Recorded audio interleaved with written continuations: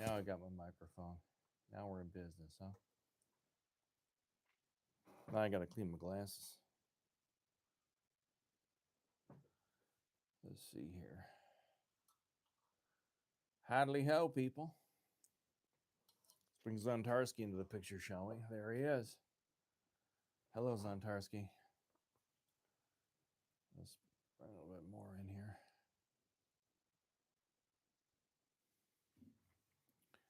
See if we got me on here on this screen.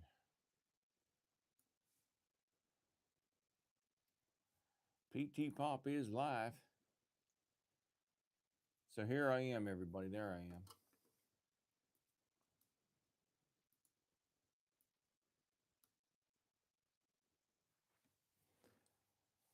We're going to wait and get some people on here. Let people accumulate. We'll try to make this a regular thing, coming on about 8 o'clock on Wednesday nights and Wednesday evening. It's a stormy Wednesday night here in Cleveland, Ohio. It's raining pretty good. It's a beautiful autumn this year. Great autumn. And we're having a good time. Let me see if I can hear myself first.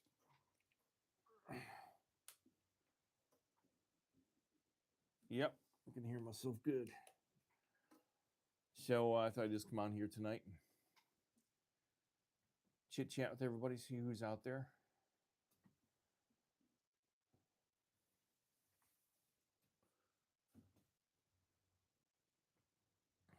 Could have been more Zontarski in there. Hello, here. How are you? I love this mask. Immortal mask out of Hollywood, California. If you want a good Halloween mask for next year or anytime, I wear this around the house sometimes just for the fun of it. It's a great mask. It's an awesome mask. I've had this for about a year now. I got it, I think, a year ago. I think I've had it for a year. I got it a year ago, Halloween. And I've done some fun things with it. Lots of fun. And see what's going on here.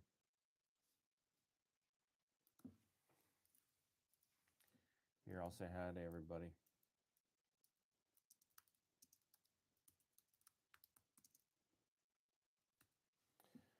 So I had the flu yesterday. Yesterday, I came in here to make some videos. I was making videos for the rest of the week. I was going to knock out a couple. And I was sitting at this very desk, and all of a sudden, I got the chills. I got really bad chills. And I had a space heater. I have a space heater in this room because it's really cold in the wintertime in this room. I don't know why. It's cold at either end of the house. And I just started shivering like crazy. I couldn't stop my teeth from chattering, and I was just shaking, and I had the heater almost right on top of me at full blast, one of these space heaters. And I said, oh no, I'm getting sick. I'm getting sick. And I haven't been sick. I rarely get sick. I haven't had the flu since 2017, I think. So it's been about 8 years since I've had the flu. And so I shut everything off in here, and I went into the living room, and I pulled a comforter off my bed, and I crawled into the couch with the heating pad, and I just kind of fell asleep with the heating pad on, probably at about 110 degrees. And some of the chills went away, kind of went away. Then I jumped in the shower, hadn't had a shower yet, so I took a really hot shower. And by the time I woke up after the shower, I took a nap after the shower, and I was feeling great. I wasn't feeling great, but I was still achy. I was achy. I had a fever. I had a 99.7 fever, and it went up to 100, and I was still achy, but the chills went away. And many years ago, 1985, spring of 85, I had the flu when I lived in the dorms in college, and the guys next to me were having pizza and beer, and they invited me over for pizza and beer. And they said, come on over. We're having pizza and beer. And I'm like, well, I don't feel really good. And he goes, I tell you what, pizza and beer will fix you right up. The yeast will fix you up, and you'll feel great. And I'm like, really? So I went in there, and I had a couple of beers, and I had some pizza. And the next day I was fine. I'd been really sick, just like this time. So my wife came home from work yesterday. I said, "Guess what? I got the flu." Well, she had to go into the office yesterday because she had some meetings. So I drove her into work and I had to go pick her up. She usually works from home. So she came, I told her I had a flu, and we got home. I said, "Tell you what, I want to order some pizza. I think it'll fix me up." So I bought a medium thin crust pizza from a local pizza shop here, and I was fine. By morning, I was fine. I slept from like 6 o'clock until just about 8 o'clock this morning. I slept for almost no, slept from I slept from well, off and on. I slept from about 6 to 10. Then I went to bed at 10 and slept 10 to 8. So I slept for almost 12 hours straight. And by the time I was done sleeping, I was fine. So I know pizza and yeast has a health type of thing going on with it, but I'm fine now. Perfectly fine. My temperature's normal. And I did a video for tomorrow. I'm doing this tonight. And I feel very fortunate that I'm feeling good. So I don't know if anybody else had the flu yet this year, but I don't know what that was. It's probably a 24-hour bug. It just came and went. And I'm very glad it's gone. Hey, I didn't turn on my moon. Got to turn on the old moon. If you want to get one of these globes, they sell them like on Amazon. It's a moon, and it's got a battery, a charging battery, but the battery only lasts in this thing like 20 minutes, which I don't understand. Oh, come back, moon. It's rolling away like that big sphere in Raiders of the Lost Ark. I knocked over couple of my people here. It just doesn't stay illuminated very long, and you have to charge it constantly. And I don't know why you would make. It's probably made in China by some slaves in a sweatshop. So it's just meant for all of us round-eyed to buy them and live off of them. Buy junk. We always buy junk here in this country. We're just the country of consumerism of junk. We buy a lot of junk. So it looks like we got a few people out there. How's everybody doing tonight? So I'm doing better. I'm doing better today, thankfully, and I'm continually working on my documentary, the call center documentary. And I wrote some more of it today. Got some great ideas. It's going to be a great documentary. I'm very proud of what I've got. The ideas for it it's going to be a fun documentary, but it's going to be very informative. Hey there, crazy homebody girl. How's it going? I'm actually sitting at my desk this time, and so I can talk to you all more.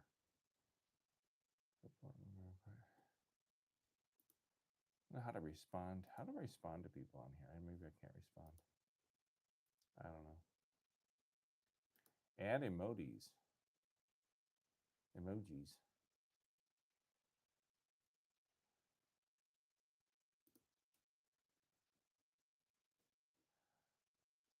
Hand pink waving. Why would I want a pink hand waving? Let's try it. I don't know what that means. If there's symbolism behind the pink hand, I apologize. I didn't know. So the documentary is coming along great. It's very overwhelming. It's a very overwhelming process because it's a long process, and there's so many things in my head that I want to put in it. And my creative process starts up here, and a lot of it happens when the cameras start rolling. I get ideas when the camera starts rolling. I see things that I can put into it that don't happen beforehand. So there's a lot of different things that I do on the fly. I make it up as I go along. But if all things work out, I should have Debbie Goldman, the author of Disconnected. I should have, fingers crossed, if I get my one friend who's a counselor in the film to talk about work stress and the stress of working in a call center. And I've already got my friend Kevin. I might have his twin brother Kenneth. I've been talking to Kenneth, and he said he'd be in it. And they both work in call centers. I've never met Kenneth, but I've worked with Kevin. I've got some great visual things I'm going to put into it. I've got a great ending I'm going to put to it. And it's going to be a lot of fun. Let's see here. Crazy Homebody Girl says, it's been a draining week, particularly today. A last call almost took me out. Caller wanted to speak to a supervisor. Of course, he wouldn't get on call. Just messaged me through the chat. Seriously, the dude or the guy or the gal's your supervisor wouldn't get on the phone? What the hell what else did he have to do? Was he pulling his pud somewhere? What how do you not take the call? Is that what they do these days? They just help you through chat? Meanwhile, anything I said was met with frustration and resistance. Of course. You know, for some reason this caller didn't want to talk to you anymore and wanted to talk to a supervisor. So anything you said from that point forward was not even listened to because they wanted to talk to a supervisor. That's crazy. I don't know. Sometimes I still look for work, but I tell you, I think maybe I can get another call center job, but I don't know. I've heard some really bad stories. I've got a guy who I interviewed for the call center video, call center documentary, and I just talked to him through Zoom. He's in New Mexico, and he had a story of a guy that dropped dead on the call center floor, and the manager came in to take over the call, but not help the guy on the floor who died because they didn't want to upset the customer. It sounds far-fetched, but if you've worked in an environment, you know it's probably true. Jeremy says, hey, brother, FYI, I'm a call center survivor. I worked for Geico. Oh, man, I'd love to hear about Geico. I hate that damn little lizard. Because I lived in Arizona, and the ground is crawling with gecko lizards. Crawling. They're all over. They're like squirrels out in the Southwest. They're like squirrels. Call center insurance customer sucks. I'm 4 years free from that job, and now I work in a warehouse, and it's really improved my quality of life. Oh, dude, I'd love to work in a warehouse. I had an interview when I first moved back to Cleveland to work in a warehouse. And the only reason I didn't take the job is they wanted me to go up on I don't know, inside this warehouse, there was like 3 stories of shelves. And the only way to get to the 3rd story shelf was to harness yourself into a front end loader that had controls on it. And it would hoist you. You had to be harnessed in so you wouldn't fall off to go up and gather things from the top shelf. I think it was for windshields or something. I'm like, sorry, no, I'm not doing that. There was an agent, crazy homebody girl. There was an agent that fainted at my last call center job. Oh, yeah. Did they call the paramedics on them? Yeah, that's scary. At Verizon, people dropped like flies all the time. Paramedics were there all the time. A cherry picker, yeah. Yeah. I really wanted the job until she told me that. I'm like, I'm not too keen on going up 3 stories inside a warehouse. And this was 10, 11 years ago. I probably should have taken it. Yeah.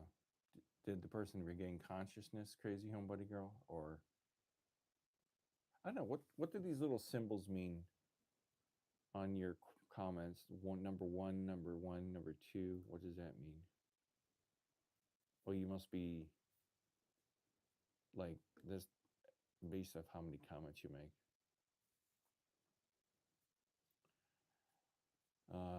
Jeremy says you were absolutely right about call centers. People drop like bags of wet sand from the stress. The paramedics came 3 times a week for panic attacks. Yeah, it's awful. And you know what I should do? You just give me a great idea. I better write this down. Maybe I can go over to local. There's a fire station near my house. Maybe I can talk to the local paramedics. See if they've ever visited a call center.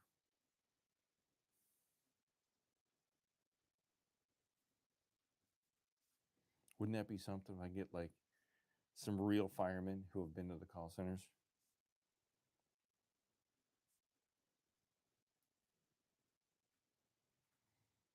Maybe if I go over to Highland Heights, where Progressive Insurance, here, I'll put it on Von Tarski's head. No, it doesn't stick to his head. Wouldn't that be something if I went over to Highland? Because Progressive Insurance headquarters is in Highland Heights, Ohio, which is maybe 35 miles from here. And I used to have friends that worked there. I don't know if they still work there or not. And I should go over to the fire department there, see if they really picked anybody up off the floor. Let's see here. Craziest calls I got were people putting in claims because they put diesel fuel in their cars. I don't know how people do that. I've heard of that too, but the diesel pumps are shaped differently than regular pumps. I think the diesel pumps aren't they bigger than regular? So you can't do that.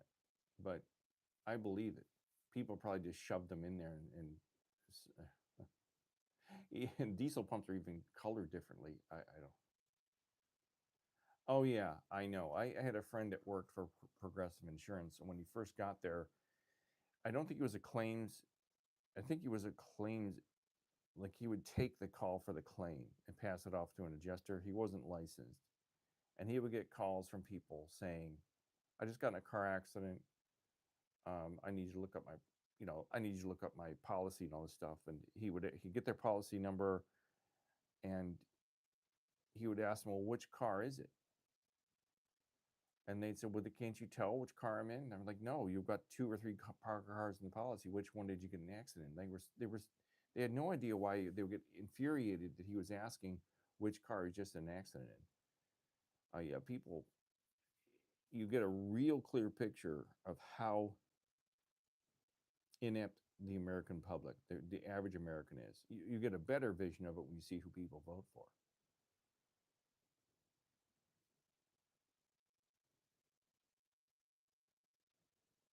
Yeah, I accidentally almost did that. I almost pumped gas with diesel. I grabbed the wrong pump, and I'm like, wait, this doesn't fit. And I was like, oh, duh. I realized it was diesel. Yeah, people aren't too sharp. They really aren't. And not that I'm some genius over here, even though I do have a college degree. That doesn't make you smart. College doesn't make you smart. If anything, college keeps you in a fantasy land. It keeps you locked in the matrix, making you think you're something special when the average person who has a degree is no smarter than the guy, gluing widgets together in a factory. Because I knew guys that worked in factory that were just like me, that were no different than me, and I had a degree and they didn't. But my one friend James, who worked with me, he had a degree. We were both working in factories. Let's see. Jeremy says, I think our worst metric was surveys. 1 poor, 2 fair, 3 good, 4 very good, 5. Yeah, we got a very good. It counted against us. Excellent surveys counted towards our credit. Yeah, it's been like that forever. When I was at Verizon, it was just like that. And so it's insane. And I remember when it happened to me, I got a very good. I'm like, what do you mean? A very good? Yeah, it's pretty good. It's great. No, no, no, no. It has to be excellent, or it's going to go against you. And it always screwed up my metrics. And they'd always find a way to bring down my metrics. They always did. And it was usually this, if they couldn't find a bad call, they'd find a bad survey. I should put that in the film too. Surveys. Let's do surveys. I didn't think about that. My documentary is going to be kind of a combination of what I do here on my channel and a combination of talking to regular people. You know, surveys, and talking to professionals who work in the business.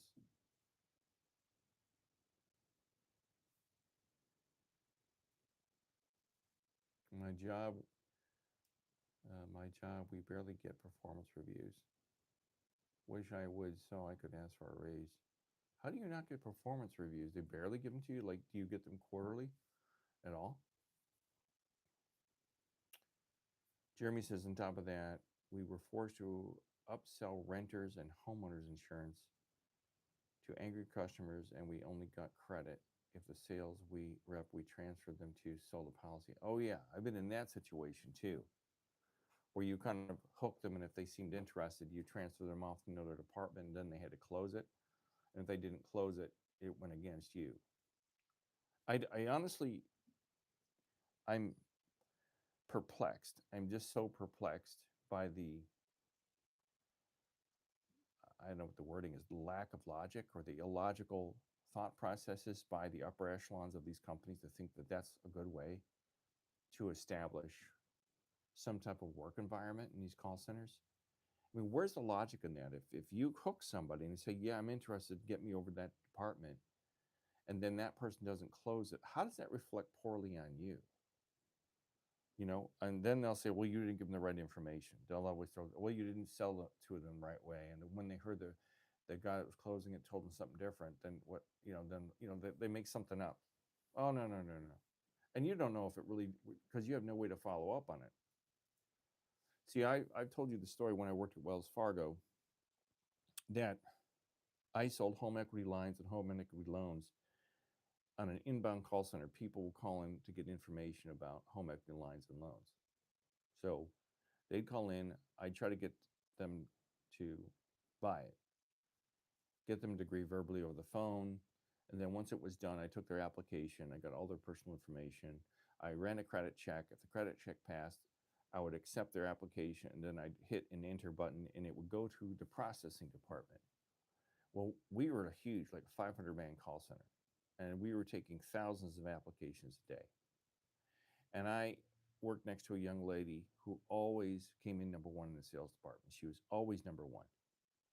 And I was sitting there one day, and it occurred to me that statistically speaking, in order for the same person, the catch here is you didn't get paid on the loans that the customer agreed to sign up for unless it funded, unless it got through the processing department, and unless it made it through all the whole way through and the customer agreed at the very end. And the process took a while because you had to take the call, then you had to send it to processing. But processing had this huge backlog of loans because there were thousands of people calling in a day. And this is back before the home crisis, the mortgage crisis, the crash of 08. This is in 2004 to 2006, I think it was. So in order for you to get funded, let's say they took a loan where they took like a certain amount of their equity out in a loan form, so they're automatically starting accruing interest on it. In order for you to get credit for that and to get a commission off of it, it had to go through processing and it had to fund fully. But there was a pipeline of loan applications way ahead of yours. There were thousands of them ahead of yours. So each and every rep on the phone that was taking calls was putting loans into this pipeline where there were thousands of loans ahead of yours. So it would take a long time for you to see the bonus appear and for you to get credit because the pipeline would go into a processing center which had live people that were physically processing the loans, doing additional credit check, calling customer, getting them to sign documents, loan documents, and everything. So this one lady in my department was continually coming in first place. She was always the lead sales rep in a department of like, it was probably, we weren't all doing sales, but in my department alone, there's probably 100 loan reps. And I'm like, I sat back in my chair one day and I said, you know what? How is it that she gets to be first place every month, every week, every month, every quarter? She's always number one. When there's a pipeline of 1,000 applications ahead of her. And I said, statistically, it's impossible for the same person to be number one every month because you're talking to random strangers allegedly on the phone who are just calling in at first to get information, but they somehow turn the call around into a complete sale, and it funds, and it gets through processing. It gets through the whole process. Documents get signed, processes get loaned. How does that work? And her dollar amount was always really high.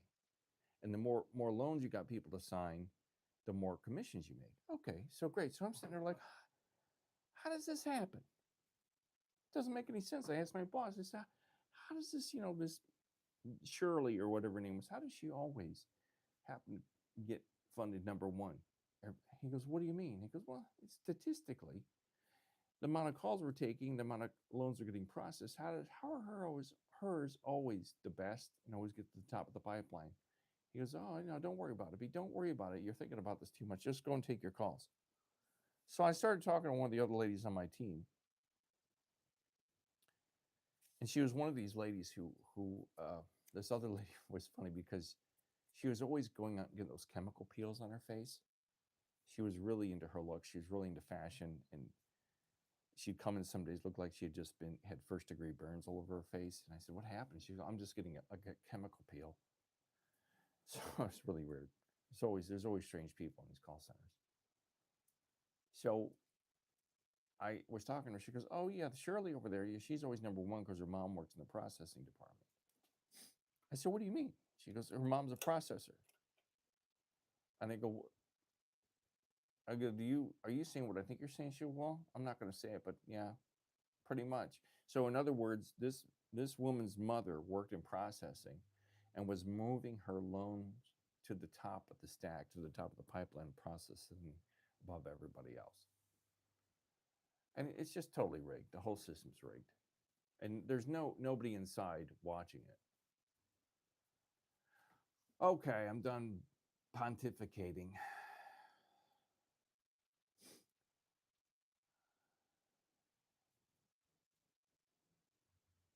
Let's see here. Jeremy, Bill's fan. Whenever I call a call center for anything, I always give my agent the best survey possible and ask to speak to supervisor. Yeah, Jeremy, I do the same thing. I always give them, if I get a survey, if I agree to take it, I always give 5 stars. And I always commend them, and I always tell them I know how hard their job is. And I say, I did this job for a long time. And I always tell them about my documentary, tell them about my channel. I don't know how many people from my phone calls, especially when I call Discover Card, because I tried for years to go to work at Discover Card, especially when I was in Arizona. They had a call center, Discover Card call center right off the 17 in North Phoenix, and I could never get a job there. They would always reject me.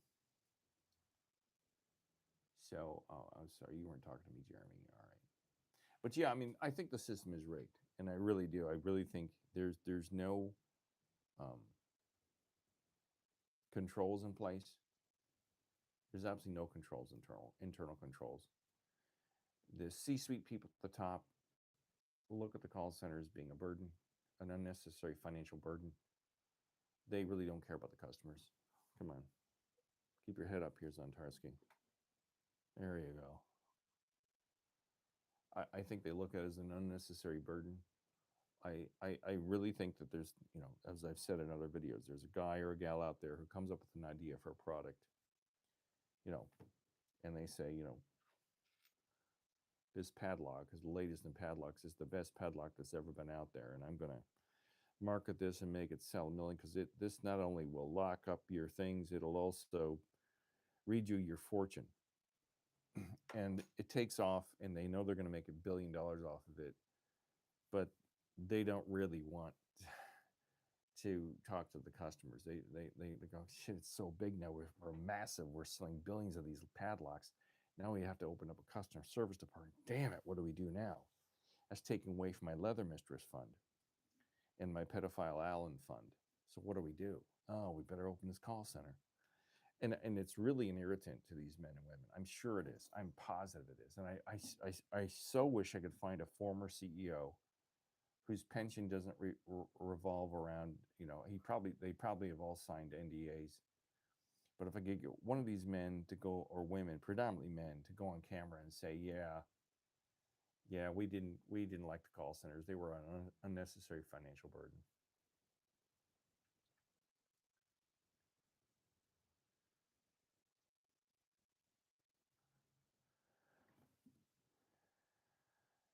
Yeah, Jeremy, the HR women I have seen in almost all the companies I work for, except for the first couple companies I worked for in the late 80s, early 90s, had weight issues.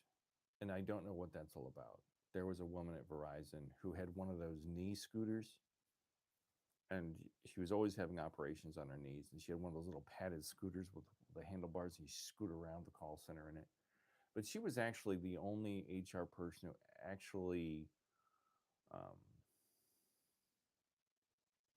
I'm not certain she did anything for me, but she listened to me when I told her I was on a PIP. I went to HR because I was tired of being on this PIP. I'd been on it for months and months and months. And she's like, let me look up your file. she had a 1,500 man call center. She knew of me, but she didn't really know me. And she pulled up my file. She goes, Pete, you don't have a PIP. I don't have any record of you being on any type of disciplinary action. I'll look into this. And within a couple of weeks of that meeting, I was taken off of my supervisor's team and transferred to another team. And I don't know if that's a zippity bebop guy, but for the most part, HR is useless. They're the guard dogs of the company. They're there to protect the company from getting sued. Especially so, anytime you go to HR, if you have a legitimate concern with a coworker or a supervisor, prior to going to HR, if you know something bad is going on, you have to document everything. You get audio recordings. If you can't get video recordings, get things in text messages, save emails, send your emails to home. Anything you can do, and walk in HR and say, hey, look, I've got this, and this going on. Here's my proof. You're going to see them turn white as a ghost and go, hold on a second. Okay. And it's going to lead to other things. If you have a legitimate case, keep your original files. If you really are thinking about suing for harassment or something greater, make sure you keep all of your original files and save them someplace safe. So if you do get an attorney who's willing to represent you and you want to take on the Goliath, you have proof. Because what's going to happen is that company's attorneys, there's the failings of attorneys, especially if it's a major corporation like IBM or Apple or Verizon. They've got the biggest attorneys in the world working for them, and they're going to look at it, and the first thing they're going to do is try to drag it out to spend all your money.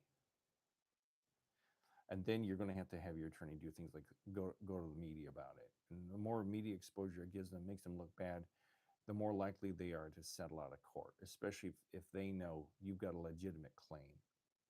But the longer they drag it out, the more they're going to spend all your funds. The average person, like myself, doesn't have the kind of money to go to court for millions of dollars. But if you have a solid case and you really aren't doing it just to make money, but you're legitimately trying to get somebody fired because they hurt you emotionally, mentally, or physically, I would keep pushing it.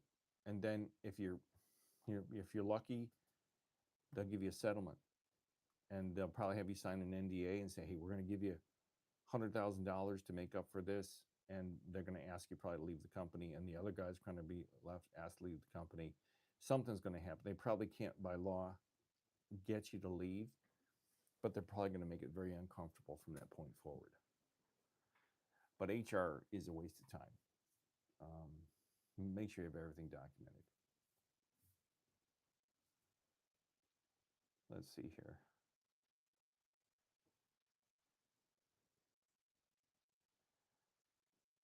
Let's see here. Customer yelling about increasing their rate for a drunk driving accident. He said it wasn't my fault. I backed out and didn't know I was driving since I was drunk. Yeah, I don't understand people that are inebriated and drive, and then they try to talk their way out of it. And my dad was an alcoholic, and he did time. Not time. He was in jail. He was in the county jail for DUI back in the 80s. And he got pulled over a lot. And that's back in the old days when if the cops pulled you over for DUI back in the 70s and 80s, they would actually follow you home to make sure you got home safely. But as he got older and the times changed, he kept getting pulled over. He ended up doing, I think, 6 months in the county jail. But he's always trying to talk his way out of things. It was pretty bad. See, management team and HR, my current company for our first class 3. Oh, that's good. Yeah, I mean, be careful of that, Jeremy. If you think they're into your personal lives, don't disclose a lot about your personal life to anyone at work, especially if you live an alternative lifestyle. Don't do it. I don't care. I don't care personally what your personal lifestyle is, but keep it to yourself. They don't need to know. And they're going to use that as fuel against you down the road for promotions or lack thereof. Let's see, you thought it was a prank. What is this? I know let's see here. Oh, you're talking to Crazy Horse. Okay.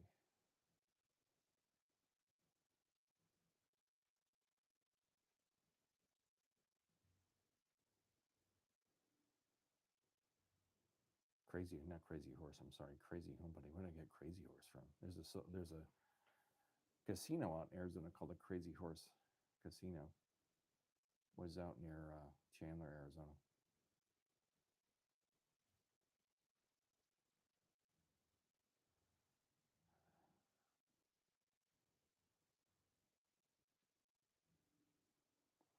Yeah, what's working from home in a call center like? I haven't done it yet. For some reason, they think old farts like me can't do work from home. I guess I'm too mentally inept to know how to run a computer, even though I'm surrounded by them here, and I could probably do just about anything they tell me to do. But I don't know. These young folks that do the hiring, they have no faith. They have no idea what they're doing. Most of them, their prefrontal cortex hasn't fully developed because they're probably under the age of 26. So who knows? But I got a lot going on here. I'm trying to find a place to do man on the street interviews. I've got an application here for some insurance I have to pay for. When you make a documentary and any movie, you have to have liability insurance.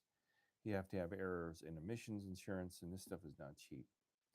You also have to have liability insurance if you're going out in public with a camera crew and talking to people on camera. And you risk a lot of things. If the light falls on somebody, they're going to scream and yell, "Oh my God!" Because everybody thinks guys that make money, or I'm sorry, guys that make films have lots of money. I don't. We don't have a lot of money. And there's one guy here that I really want to be in the film, and I'd like to hire him as a consultant, but he wants $500 an hour. Well, I'm stuck. This guy's he's got documentaries he's created about call centers.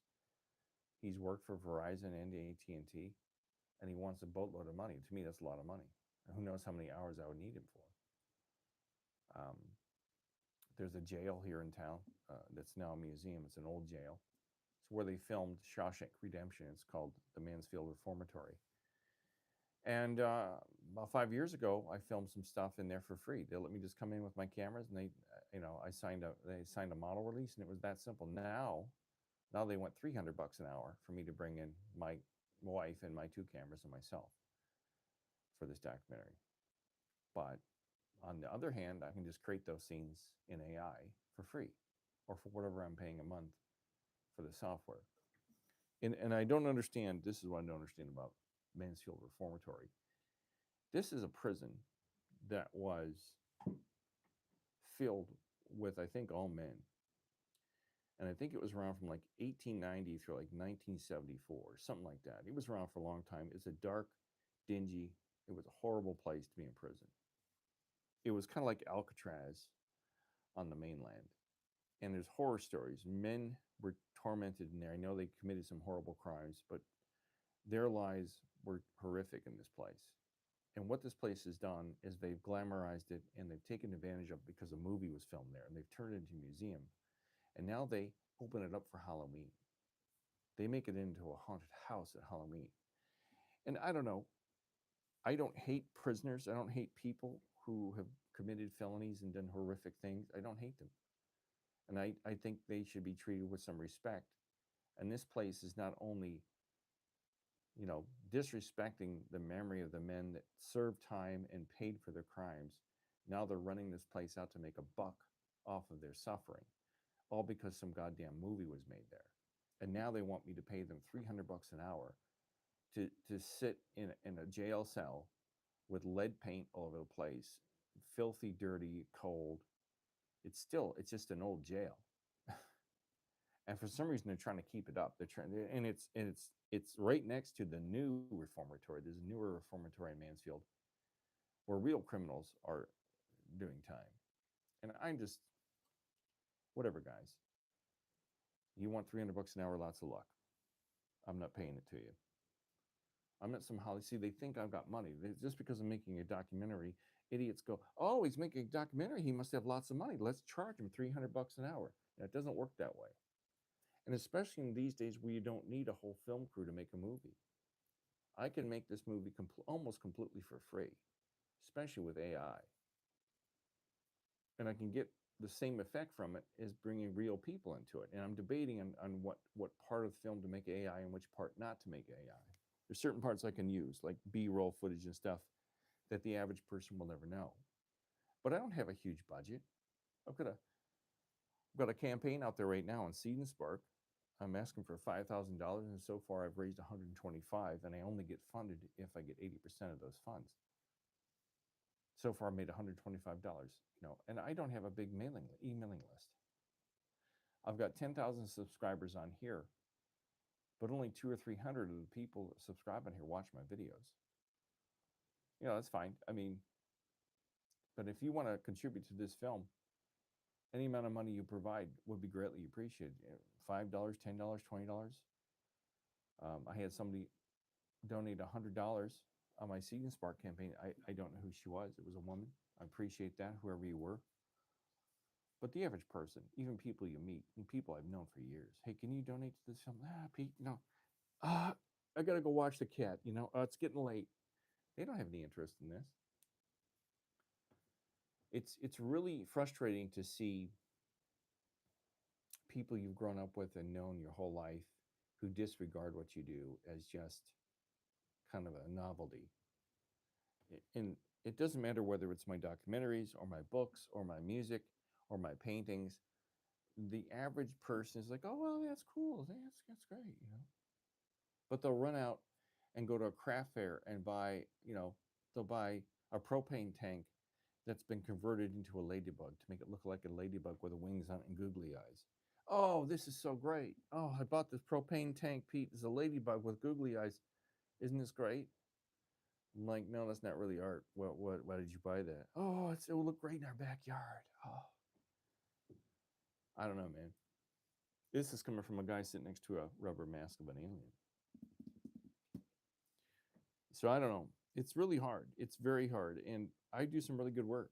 I know I do. I do good work. And I know other artists that do good work. And they sell stuff here and there. I sell stuff here and there. But to get somebody really interested in a movie production is impossible. People just have no clue. And they hear you making a movie. They think Hollywood. They think millions of dollars. I think you got a big budget. Why would you want to ask me for money? Who are you? Oh. What do you think, Zontarski? I think it sucks, Heat. Oh, you think you're a movie maker? Think again. Oh, man, I have fun doing what I do. I do.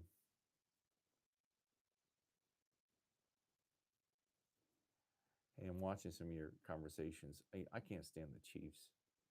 If you ever watch a guy named, he used to be called Jake the Asshole. I think he calls himself Jake the Love or Jake the New or something. I don't know, Jake. He changed it to something else. And I think the NFL is rigged. You can't tell me. I don't think Travis Kelce is so crafty on the field, this big lumbering tight end from Cleveland Heights, Ohio. He's just so swift and so crafty. He just happens to get himself open all the time. I personally was happy to see him get his ass handed to him in the end zone last. Oh, Oingo Boingo's right here. Here, we'll put him up here in Zontarski's head. I can't stand the Chiefs. I can't stand Mahomes with his little belly that sticks out in his mouthpiece. I can't stand the side of that guy. But at least you don't have the Browns. We've got the Browns, and the Browns are atrocious. They're just, I swear to God, it's by design. They're designed to be really bad. I think they're just meant to be like the redheaded stepchild of the NFL.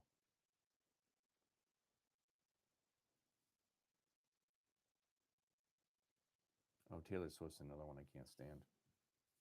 She's a whole load of hypocrisy right there. But yeah, it's coming along though. The film's coming along.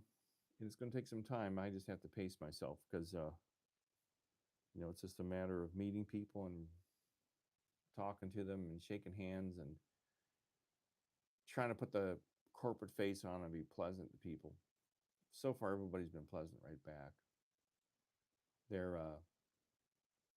It's funny, the Mansfield Reformatory, I asked them if I could do my man on the street interviews outside of the reformatory. Now, keep in mind, this is not a real reformatory anymore. This is a museum. This is an old building where they used to imprison felons, murderers and rapists and all kinds of horrible people.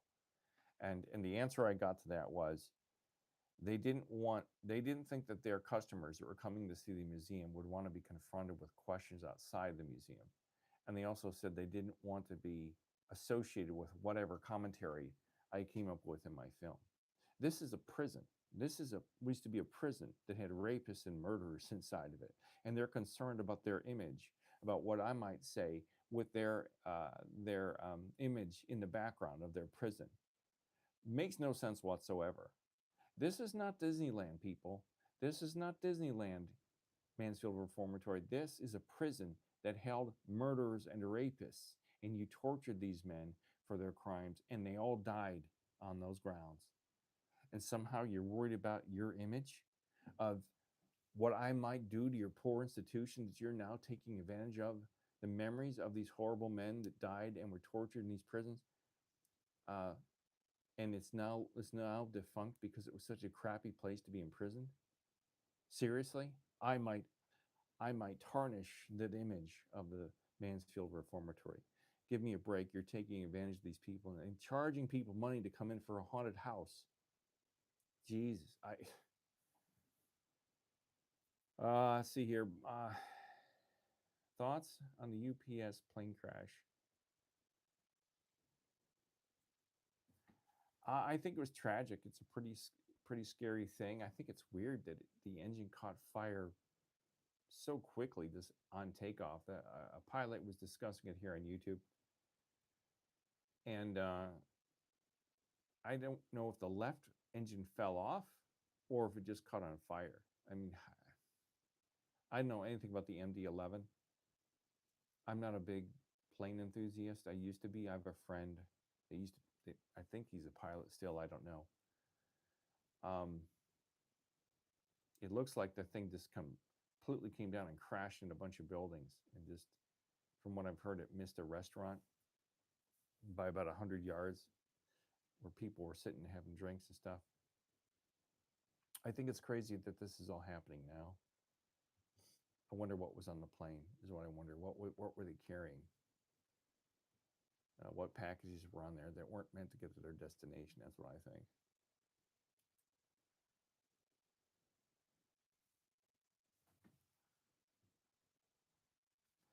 Well, the MD-11's been around that long, Jeremy. I didn't know that.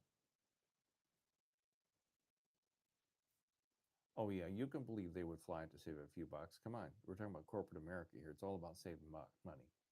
That's why they're replacing all of you with AI on the call centers. That's why AI is replacing everything. That's why there's millions of layoffs right now. It's about saving bucks and saving money. They would fly biplanes if they could get away with it. 40 years old. That makes me think of the B-52. The B-52 is like 60 years old, and they're still flying some of those. I don't know how those still stay in the air. The B-52 is just an amazing plane. That and with the C-47, not C-47, the C-5, C-5A, the gunship, the spooky gunship. I can't remember what plane it is. See, it's a C-5A spooky. I know I had the wrong. Well, maybe I don't. Let's look up spooky gunship.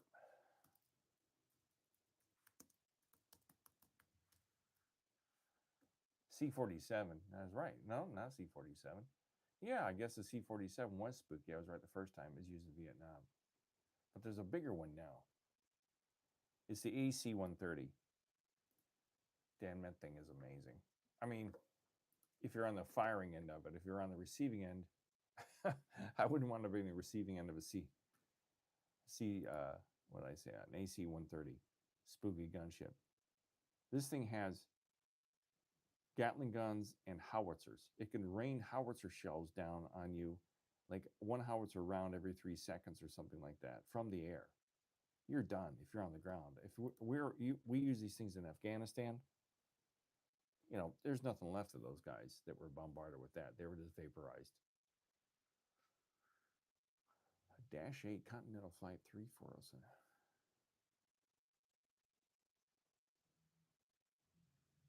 So yeah, I question why a UPS plane of all planes crashed and how it caught on fire so soon and what was on the plane. Let's hear what was the cargo.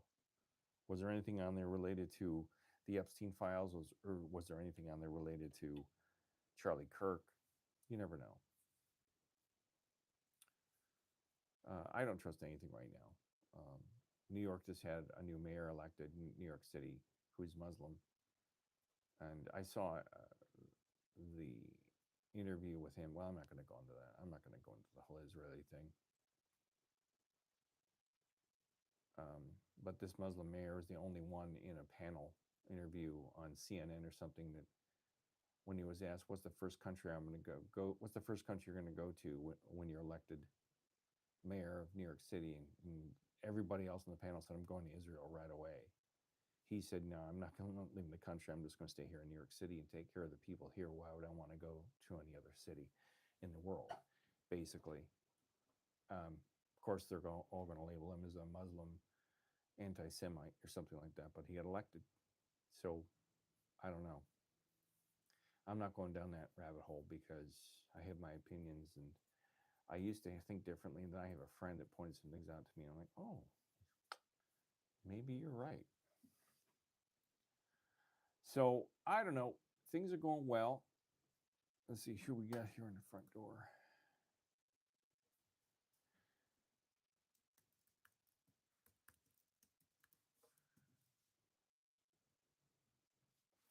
All right, so I can't do that. All right.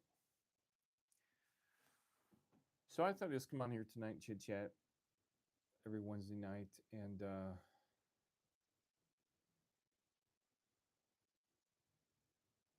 were those MD-11s that crashed into the towers in 9/11, allegedly crashed into the towers? I see the footage of those crashes in the towers. And they don't look real to me because the planes just disappear. They don't even you don't even see them cutting into the building. You see them just disappear, like they just vanish, and then there's an explosion. But who knows? So, if you got any ideas, if you have crazy stories about working in a call center, I'm thinking of what I'm thinking of doing is if you don't want to appear in the film, send me crazy stories, real stories. Try to make them as real sounding as possible if they're authentic. And send me an email. I've got a new email address you can send them to. Send them to info@skatingbearstudios.com. That's info@skatingbearstudios.com. And what I'll do is I'm going to either simulate an interaction with an interview.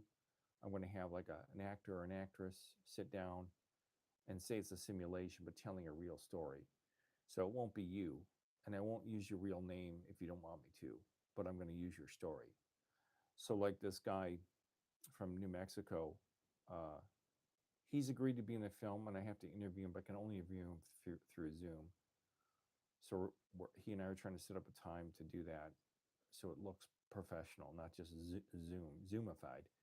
And I may take his story and reenact it with somebody talking like that. That means I got to pay an actor or an actress. I may somehow use AI to talk about the horrors of a call center by taking the story and putting it into an actor's mouth and have them talk about it on camera, and then maybe reenact it with AI to make it a little bit more entertaining. Because I can't just have a bunch of talking heads come on and say, "Yeah, I worked in the call center, and my supervisor, he used to blow farts in my face. Yeah, it was awful." Nobody's going to want to listen to that. Well, maybe if somebody's blowing farts in your face. Boeing 767 is the Pentagon. Oh, okay. Yeah. Yeah, I don't believe a plane hit the Pentagon at all. There's no way. Absolutely not. I know pilots. I know there's no way a plane could come in at that speed, at that altitude, with an allegedly a novice pilot and maneuver it down to ground level. No, it was a cruise missile of some sort. It had to have been. But whatever. We are where we are since then. We're in the post 9/11 world. They got what they wanted.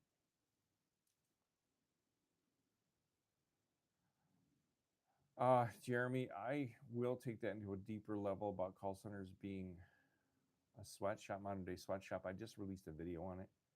but there's going to be more on it in my documentary. I'm going to discuss how it all changed after the telecommunications divestiture of 1984 and how the digital age brought in metrics and companies switched away from customers being taken care of and employees being considered to it all being about money. And it changed everything. So, all right, guys, I appreciate you all watching. I'm going to sign off for the night. Thank you all for watching. Send me that email at info@skatingbearstudios.com. Let me know if you have any crazy stories, and I will talk to you all later. Hasta la vista, baby.